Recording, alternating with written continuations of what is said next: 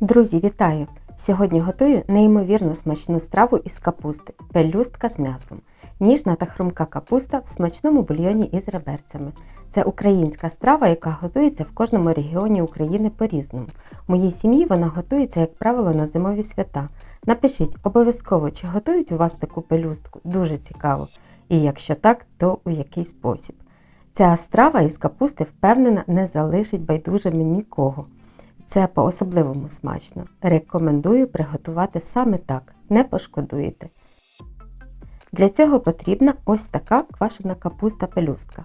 Спеціально для цієї страви купую маленького розміру капустинки, розрізаю їх на 4-6 частин, щоб залишались максимально цілими. Складаю у 3-літрову банку і заливаю маринадом із розрахунку 1 столова ложка солі та цукру на 1 літр холодної води. Через місяць уже можна готувати. Зберігається така квашена пелюстка до нової, тобто рік точно.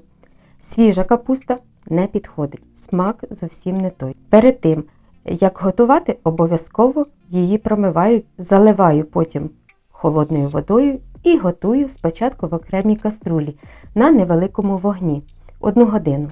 За цей час вона має приготуватись, стати більш м'якішою, але головне не переваріть, щоб вона залишалась хрусткою, альденте.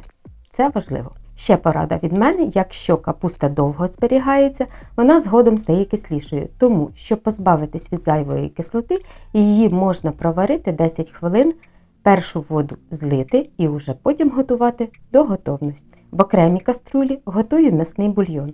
Це, як правило, любе м'ясо на кістках. Частини рульки, окіст, ребра. Якщо готувати м'ясо одночасно з капустою, кислота в капусті зробить м'ясо жорстким і воно буде довше готуватись. Тому готую окремо. Пінку обов'язково, звісно ж, знімаю. Свині ребра також обсмажую до золотавої скоринки.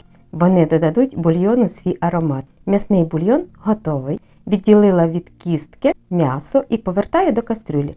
Сюди ж хрустку, ніжну капусту, обсмажені рум'яні реберця, 1 цибулину та 1 терту морквину.